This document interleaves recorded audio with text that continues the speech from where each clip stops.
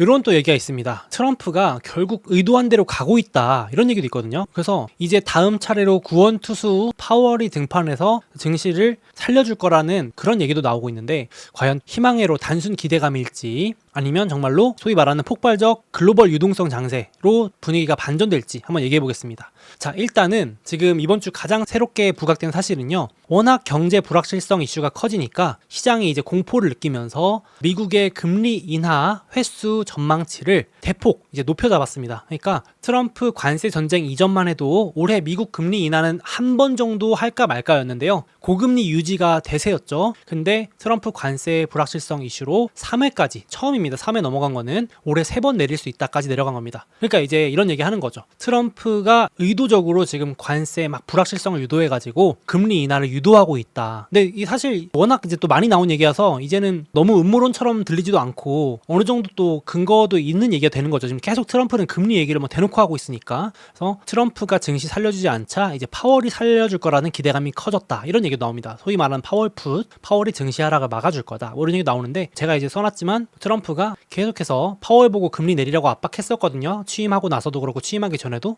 근데 파월이 아랑곳 안 하고 그때 거부하고 이래가지고 증시가 일시적으로 급등락이 있기도 했었는데, 지금 이제 대놓고 이래도 금리 안 내릴 거냐, 약간 괄호 열고 괄호 닫고 이런 말이 될 수도 있겠죠. 그래서 지금은 시장이 관세 불확실성을 더 부각해서 악재로 보고 있는데, 이제 어느 순간부터는 이제 시장에서 야, 이제 유동성, 이제 금리 인하 더 확대되겠는데, 이걸 긍정적으로 볼 수도 있게 됩니다. 그래서 그 가능성도 열어두시면 좋겠는데, 정말 이대로 간다면 미국이 기준금리가 3%대까지 내려가는 거거든요. 그래서 지금 현장의 리포트 대부분은 3%까지는 좀 과하다라고 보는데, 그래도 금리를 한 번 내릴 거 한 2번까지는 가능하다가 이제 좀 많이 열려있는 상황이에요. 그래서 기존에 지금 미국 금리가 4.5인데 원래는 한 번 내리면 4.25거든요. 근데 만약에 정말 시장이 지금 전망하는 대로 3번 내리면요 3.75까지 내려갑니다. 지금 시장 3.75까지 반영하고 있죠. 3월, 5월은 동결인데 6월부터 한 번, 7월에 한 번, 10월에 한 번, 이제 연말까지 3번 내려가는 거죠. 그래서 상반기가 확실히 불확실성이 좀 심한데 금리도 높고, 근데 이제 하반기로 갈수록 점점점 금리 내려가고 유동성 장세로 포인트가 옮겨갈 수 있다라는 거죠. 그래서 저도 이제 지금 3, 4월까지는 여러분들이 막 뉴스 보시면 관세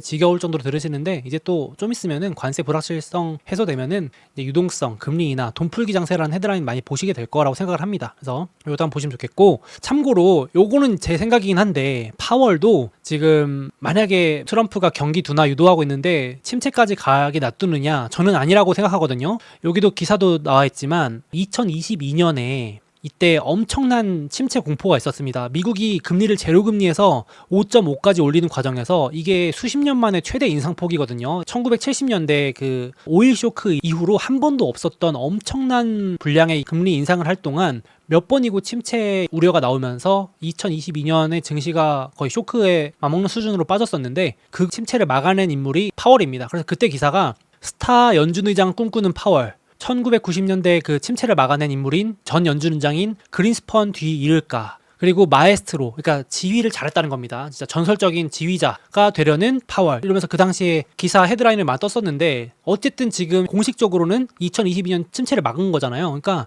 지금도 이제 월가나 외신에서 어떻게 평가하냐면, 파월은 이거를 인생 최대 업적으로 생각한다는 거예요. 최대 업적 중 하나로 역사에 기록되겠죠.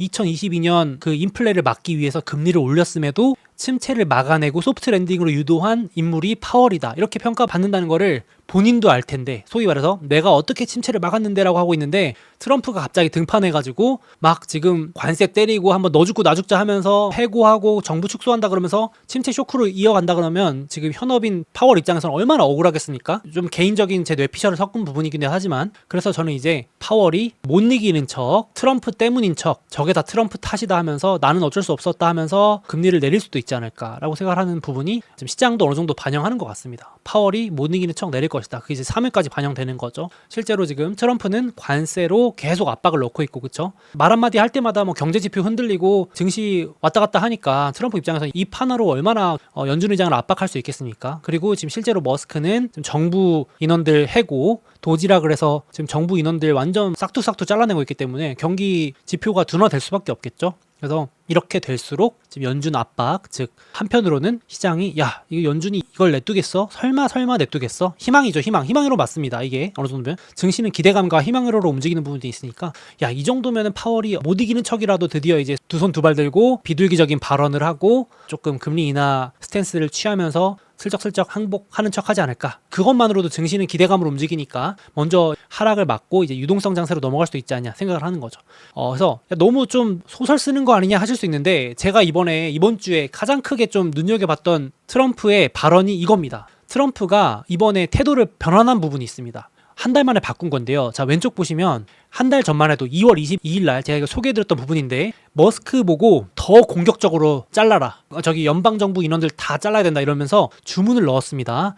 more aggressive라 그래서 더 공격적으로 하라 그래서 머스크가 알겠다라고 답변까지 한 글을 제가 소개해드린 적이 있는데 그로부터 약 한 달 뒤 이번 주에 갑자기 태도 전환을 합니다. 트럼프가 머스크 지금 잘하고 있는데 이제부터는 좀 섬세한 터치가 필요할 것 같다. 그래서 비유를 하는 게 지금부터는 손돋기보다는 수술용 메스가 필요한 시점이다. 이거 이제 제가 봤을 때는 제가 그림으로 가져와 봤어요. 이해를 돕기 위해서. 이렇게 되는 겁니다. 자, 그동안 이제 정부의 눈먼 돈을 손돋기로 그냥 댕겅댕겅 잘라냈다면은 이제는 요 오른쪽 수술용 메스 요걸로 섬세하게 아주 그냥 의사처럼 해야 된다는 겁니다. 그 얘기가 뭐냐면 너무너무 지금 경제 지표 둔화되는 거 트럼프가 모를 리가 없습니다. 다 알고 있죠. 그래서 이제 태도 전환을 슬슬 하는 거 아니냐 이제 얘기를 하는 겁니다. 여기도 자세히 읽어보시면 이제 내각이 좀 안정됐다라는 얘기를 하거든요. 그러니까 트럼프가 자기 캐비넷, 그러니까 이제 임기 초 대비해서 지금 이제 주요 인물들 다 지명됐고 이제 실무하고 있는데 굳이 예전처럼 너무 그렇게 막 댕강댕강 잘라가지고 지금 같은 속도로 자르면 진짜 침체 쇼크 다 오니까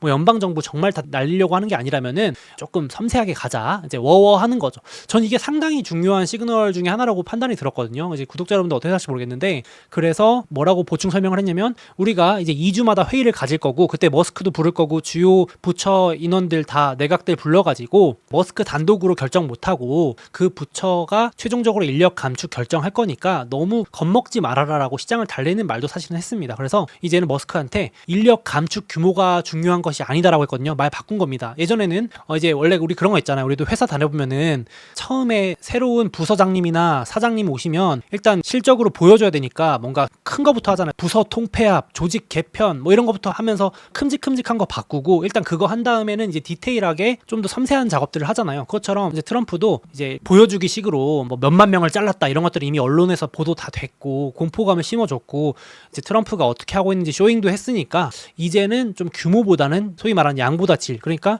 일 잘하는 사람은 남겨야 되고 머스크 독단적으로 좀 하지 말고 충분히 협의를 거쳐가지고 최종 부처랑 같이 결정해라 이렇게 말을 바꿨습니다. 그래서 저는 이거 자체도 이미 사실 트럼프 푸스로서 이제 슬슬 태도 전환을 할 준비를 하고 있다라고 해석이 됐거든요. 근데 저만의 너무 뇌피셜 해석이라고 하실 수 있는데 일단 저는 이제 없는 얘기를 드린 거 아니고 팩트 요걸 그대로 읽어서 번역해 드린 얘기입니다. 그래서 참고하셨으면 좋겠고 그래서 이제 트럼프는 침체까지 원하는 게 아니고 이제 언론에서 그러잖아요. 침체까지 유도해서 물가 뭐 금리 다 쇼크를 줘가지고 그렇게 해서 해결할 거라 그러는데 저는 거기까지가 아니라 이제 그 직전까지 물론 트럼프 뜻대로 안 될 수 있는데 경기 둔화까지 유도하고 금리 인하 유도해서 증시를 오히려 들어올리는 자산시장 오히려 호황으로 만드는 쪽으로 가지 않을까라고 생각하는데 그렇다면 지금은 증시 빠지는 게 기회라고 보는 거죠. 만약에 제 말에 동의하지 않으시고 아이 무슨 소리냐 트럼프는 침체까지 끌어내릴 거다 그래야 막 한 방에 금리 잡고 물가 잡고 가지 않겠냐 하시는 분들은 지금 주식 사면 안 되는 거죠. 더 빠지겠죠. 그러면 그러니까 그렇게 판단하시면 되겠습니다. 그래서 이제 지금도 트럼프와 최측근들은 계속해서 단기적으로 주식보다는 지금 물가 금리 계속 낮추겠다고 하고 있잖아요. 재무부 장관도 이번 주에 금리부터 낮춰야 된다. 트럼프는 상하원 합동 의회 연설에서 모기지 대출 이자 낮추고 자동차 대출 이자 낮추고 에너지 가격 잡아서 식료품 물가 낮추고 눈먼 돈 모두 없애는 게 최우선 목표다. 결국 이게 다 물가 금리 잡는 거죠. 그래서 상무부 장관도 지금 재정 적자 잡으면 해소되면 금리 물가 내려갈 거다. 그래서 계속해서 지금 좀 초반에 경기 둔화를 유도해서 이런 원하는 목표를 좀 얻어내려고 하는 것 같고 적당한 때가 되면 이제 정책 전환 피벗을 하지 않을까 생각을 조심스럽게 하고 있습니다. 그래서 이 리포트에서도 말씀해 주신 부분이 나와 있는 부분이 이제 관세 이런 것들은 3, 4월 이제 거의 다 왔죠. 이제 길어야 4월 2일이 왜냐면 트럼프가 최종적으로 상호관세 매기고 하는 데드라인이기 때문에 이제 리포트들에서도 3월 중말 길어봐야 진짜 4월 2일 정도면 이제 관세로 인한 조정 핑계는 끝났고 이제 그 다음부터는 여러 가지 오히려 호재가 더 부각될 시점이다라고 이제 많이 나오고 있어요. 저도 한번 여기에 기대를 해보고 있는데 일단 한번 봐야겠죠. 맞는지 틀리는지. 그래서 이제 불확실만 끝나면 지금 관세 때문에 막 많은 좋은 얘기들이 다 묻혀 있는데 다시 이제 그 뒤에서 유동성 장세 금리 인하에 대한 기대감도 커질 거고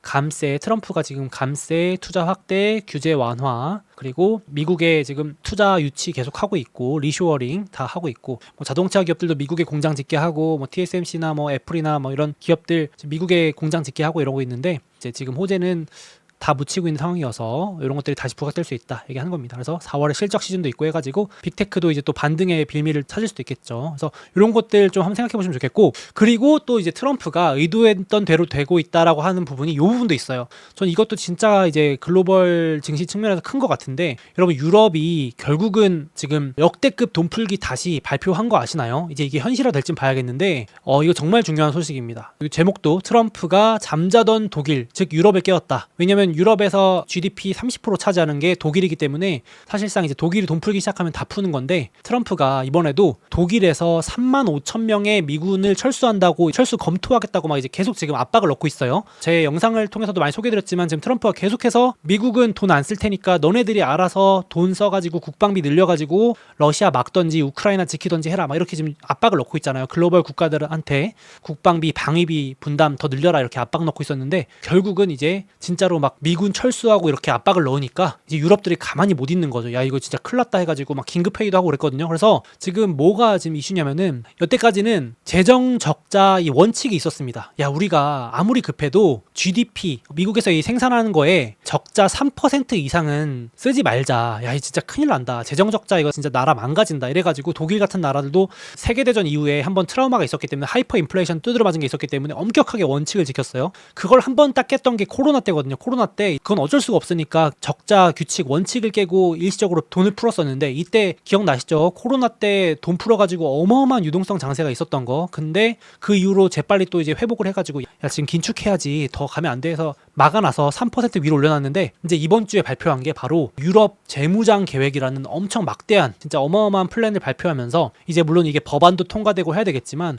거의 원화로 1천조 원에 달하는 8천억 유로에 달하는 특별 기금을 편성했습니다. 이게 근데 기사에는 보시면요. 이거 국방비잖아요. 국방비는 어차피 무기 사는데 쓰는데 무슨 돈 풀기예요 하실 수 있는데 여기 자세히 보시면 그 특별 기금의 절반만 국방으로 가고요. 사실상 나머지 절반은 이제 원래 유럽에서 필요했던 복지, 결국 돈 풀기에 쓰이는 겁니다. 인프라라는 명목으로 자세히 뜯어보면 사회보장, 사회복지 이런 거 항목이 다 들어가 있거든요. 그러니까 사실 진짜 국방비만 쓸 거였으면 4천억 유로만 풀었어야 되는데 그 명분을 삼아서 언론에서는 유럽이 다시 무장을 해야 되니까 무기 사야 되니까 돈이 필요해라고 했지만 사실 뜯어보면 그 항목 세부 내역을 보면 돈 풀기가 더 필요했던 시점인 거죠. 이제 경기 둔화도 있고 하니까 코로나 때처럼. 그래서 지금 시장에서도 사실상 이거 유럽발 코로나급 혹은 그 이상의 돈 풀기 장세 시작이다. 이 얘기를 하는 겁니다.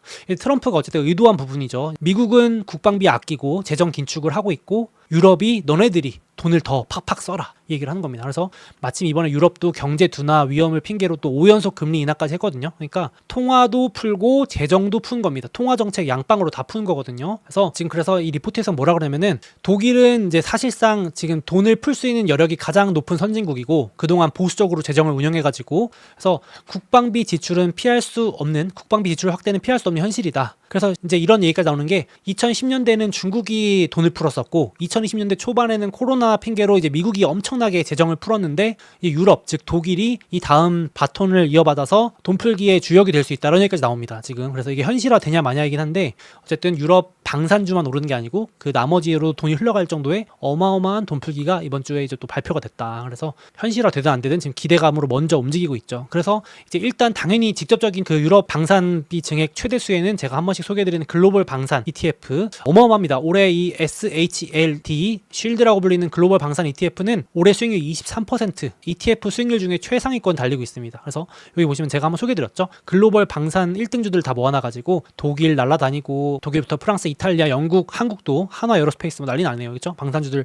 들어가 있고 미국은 좀 부진하긴 한데 완전 유럽이나 글로벌 방산주 수혜로 날라다니고 있고 그리고 한 가지 더 이번에 중국도 서프라이즈를 발표했습니다. 여러분 중국이 뭐 돈 푸는 거 새로운 일 아니라고 하실 수 있는데 이번에 중국도 똑같습니다. 재정 적자. 지금 제가 느끼는 거는 미국은 재정 적자를 줄인다고 하고 있고, 그러니까 그동안 미국이 우리가 돈 풀게 했었는데 이제 우리는 돈을 거둘 테니까 너네들이 돈 풀어, 이런 느낌입니다. 유럽도 재정 적자 확대, 중국도 재정 적자를 역대 최고급으로 올리기로 했습니다. 여태까지는 GDP의 3% 정도를 넘기지 않았었는데 지금 독일하고 똑같죠. 4%대로 처음으로 올라갑니다. 자, 그렇게 되면은 중국이 거기다가 이제 금리도 내린다 그랬거든요. 그러니까 금리를 내리는 건 통화 정책이고 재정 정책은 따로 있는 겁니다. 그러니까 두 가지 무기가 있는 건데 두 개 다 쓴다는 겁니다. 지금 유럽도 금리 인하 플러스 재정 적자 확대, 중국도 추가 금리 인하에다가 규제 완화, 은행들 돈 더 굴릴 수 있게 지준율 인하, 지급 준비율을 인하해주고, 이거 다 돈 푸는 정책입니다. 거기다가 재정 정책도 역대 최고 수준을 확대합니다.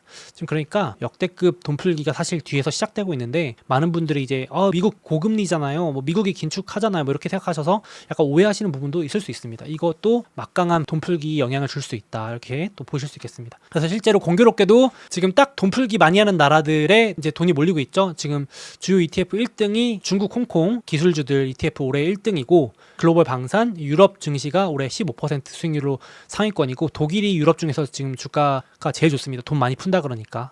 아니, 지금 독일이나 유럽 경기가 안 좋은데 무슨 주식 투자요 하실 수 있는데, 그게 아니고 주식 투자가 꼭 경기가 좋아야만 오르는 게 아니고 돈이 풀려도 돈의 힘으로도 오르거든요. 그래서 그거 약간 분리해서 보실 필요가 있겠는데, 아이러니하게도 지금 유럽연합 총재, EU 총재가 지금 유럽 경기 너무 안 좋아지고 있다라고 할수록 증시는 오르는 아이러니한 효과가 나오고 있습니다. 왜냐면 돈 풀 거니까. 그렇게 되고, 아이러니하게도 지금 S&P 500이 아니라 미국 외 이 VEU라는 ETF가 뭐냐면요, 미국 외 글로벌 ETF거든요. 미국만 빼놓고 투자하는 건데 요게 순위권에 올라올 정도로 지금 재정 긴축, 허리띠 졸라매기 하고 있는 미국은 아이러니하게도 하위권으로 내려가고 돈 푼다는 국가들 위주로 올라오고 있습니다. 그렇죠? 한국도 여기 있네요. 그렇죠? 한국도 돈 푸는 국가 중에 속하니까 금리 인하 지난주가 했죠. 그래서 한국도 이제 경기 둔화 안 좋다고 하니까 아이러니하게도 증시는 또 오르는 그런 현상입니다. 참고하시면 되겠고, 그래서 진짜로 이거 그래프 보시면 지금 공교롭게도 돈 푼다고 하는 이 중국과 유럽 쪽은 강세고, 돈을 거두는, 심지어 일본은 금리 인상한다 그러잖아요. 일본은 지금 증시 내려가는 거 보이시죠? 참 이게 그러니까 유동성이 증시에서 미치는 영향을 무시할 수가 없는 게, 일본, 미국만 지금 내려갑니다. 주요 국가 중에 돈 거둔다고 하니까. 근데 이제 미국도 이제 좀 있으면은 트럼프가 금리 내리고 싶어 하기 때문에 다시 이제 모멘텀을 찾을 거라고 보거든요. 일단 그래서 지금 이런 자료 보시면요, 지금 트럼프 관세 정책에 대해서 비판하는 그림인데, 좀 지저분한 그림이긴 합니다만, 트럼프가 이렇게 관세를 매겼던 게 선풍기 타고 자기 얼굴에, 그러니까 자기 얼굴에 침 뱉기라는 걸 좀 적나라하게 비판적으로 한 얘기입니다. 트럼프가 미국 우선주의를 강화하면 강화할수록, 관세를 때리면 때릴수록 아이러니하게도 트럼프한테 역풍이다, 미국한테 안 좋다 라는 얘기를 하고 있는데, 지금 주식시장에서는 정확히 그걸 반영하고 있거든요. 그래서 지금 오히려 트럼프한테 관세를 때려맞은 국가 증시가 더 좋고, 트럼프가 관세를 때리면 때릴수록 미국 증시가 빠지고 있는 영향이어가지고, 트럼프가 이걸 모를 리 없기 때문에 제가 앞서 말씀드렸지만 조금 이제 상반기 길어봐야 3, 4월인데 물가 잡고 이제 금리 인하 유도해가지고 미국도 돈풀기 유동성 장세로 넘어가지 않을까 이제 생각이 좀 듭니다. 그래서 지금 그 사이 동안에는 먼저 돈 풀고 있는 유럽, 중국으로 좀 넘어가 있는 부분인데, 갔던 돈들이 결국 또 미국으로 돌아오지 않을까 또 생각도 합니다. 왔다 갔다 한다는 얘기를 드리고 싶습니다. 그래서 실제로 지금 트럼프 의도대로 금리도 내려가고 유가도 팍팍팍 내려가고 있습니다. 트럼프가 하루가 멀다 하고 지금 금리 물가 잡는다고 두 개 집중포화 때리고 있는데, 일단 이렇게 가고 있거든요. 그래서 이렇게 되면 이제 금리 인하 명분 커지고 트럼프가 또 원하는 대로 될 수도 있지 않을까 일단 생각을 해봅니다. 트럼프 편을 드는 게 아니고 지금 이렇게 의도된 대로 일단 가고 있는데 결과는 봐야겠죠. 그래서 침체가 현실화되는 게 아니라면, 제가 전제입니다, 지금 같은 조정은 과장된 공포이자 우려로 증시 저가 매수 기회고, 지금 아직 침체 시작도 안 했다, 이제 시작이다, 이제 트럼프가 그냥 빡빡 때려가지고 보복 관세에다가 관세 현실화되면은 이번엔 진짜 장난 아닐 거다, 미국 증시 그동안 많이 올랐으니까 더 빠져야 된다 하시는 분들은, 그렇게 생각하시는 분들은 지금 살려면 멀었죠. 이제 고점 대비 10% 빠졌으니까 20%까지 빠지는 것도 봐야겠죠. 미국 증시는 침체 우려가 현실화되면 20%까지도 빠지는 거 열어둬야 되는데, 저는 아직까지는, 물론 제 얘기 틀릴 수 있는데 저 아직까지는 좀 그렇게 안 보고 있거든요. 그래서 또 우리 구독자분들도 한번 참고하셔가지고 판단하시면 좋겠습니다. 그래서 이 현실화가 안 될 것 같다라고 판단하시는 분들은 지금 한 10% 내외로 빠진 나스닥이나 많이 빠진 빅테크나 눈여겨보셨던 우량 주식들, 이럴 때 저는 이제 담기 시작해야 된다고 생각하는데, 판단은 각자 다르니까 한번 또 보시면 좋겠습니다. 그래도 일단 뭐 많이 과매도 구간이라 뭐 단기 반등이라도 좀 시작은 돼줘야 되지 않을까. 지금 테슬라는 7주 연속 빠지고 뭐 이런 상황이니까 좀 그래도 기대를 해볼 만한 위치 아닌가 생각은 듭니다. 그래서 제가 앞에 영상에도 보여드렸지만 지금 희망으로 돌리다가 너 혼자 관짝에 들어가는 거 아니냐 하실 수도 있는데 일단은 조금 기대를 해보려고 합니다. 일단 그래서 지금 가장 증시가 나쁜 구간을 지나고 있기 때문에 또 해뜰 날이 오지 않을까 생각을 해보고 있습니다. 다음으로 2025년을 맞아서 소몽의 미국 주식 베이직 클래스가 출시되었습니다. 제가 미국 주식 처음 시작할 때만 해도 누가 가르쳐주는 사람도 없고 정보들도 없어서 정말 많이 헤맸던 기억이 있습니다. 지금 어느덧 미국 주식 투자 10년 차가 된 지금 와서 생각해보면은 그때 누가 이걸 제대로 좀 알려줬더라면 그랬으면은 조금이라도 시행착오를 줄이고 목표했던 수익에 더 빨리 도달하지 않았을까 이런 생각을 지금 좀 합니다. 그래서 이번에 런칭한 베이직 클래스는 그때 정말 답답했던 저의 미국 주식 입문자 시절 궁금증을 떠올리면서 만들었습니다. 왜 앞으로 미국 주식이 필수가 될 수밖에 없는지부터 세금, 수수료, 환전, 그리고 증권사 선택 이런 기본 정보까지 다 담았고요. 그리고 어떻게 나한테 딱 맞는 우량주만 속속 골라낼지 또 이걸 언제 사고 팔아야 되는지에 대한 실전적인 정보까지 모두 담았습니다. 그리고 제가 실제 미국 주식 투자할 때 유용하게 쓰고 있는 필수 모바일 앱이라든지 웹사이트 이런 것들을 모두 정리해서 알려드릴 거고요. 그리고 이거는 저만의 필살 꿀팁인데요. 이 챗 GPT를 활용해서 미국 주식 정보를 빠르게 찾거나 개별 기업 분석을 훨씬 더 쉽고 간편하게 하는 방법, 그 노하우까지도 모두 이번 강의에 담았습니다. 그래서 특히 이 미국 주식을 처음 하시는 분들 혹은 시작하신 지 얼마 되지 않아서 아직 스스로 공부하고 투자 판단을 직접 내리시는데 어려움이 있으신 분들께 이 베이직 클래스가 최고의 입문 강의가 될 것이라고 생각합니다. 관심 있으신 분들은 이 영상 댓글과 더보기에 링크 남겨놓을 테니까 한번 참고해 보시면 좋겠습니다.